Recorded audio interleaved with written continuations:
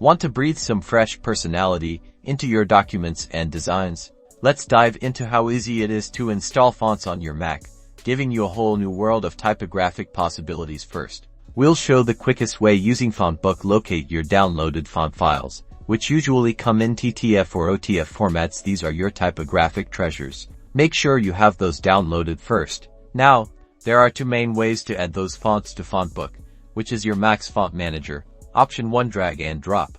Click on those font files and drag them directly into the FontBook application, which is typically found in your Applications folder or in the dock. Option 2, open FontBook.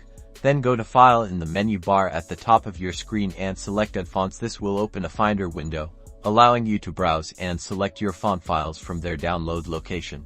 Once you've added the fonts, FontBook will automatically install them on your system in the FontBook window.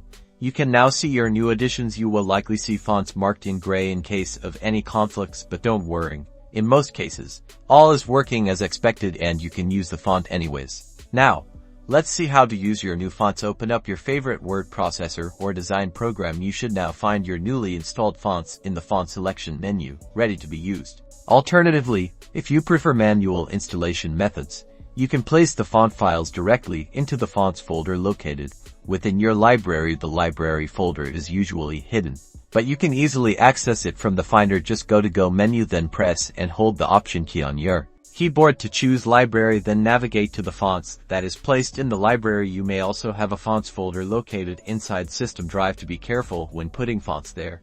Those might have a system-wide effect. This method is a bit more advanced, so only do it if you are familiar with file management. Enjoy your new fonts and happy designing. Don't forget to like and subscribe for more Mac tips and tricks.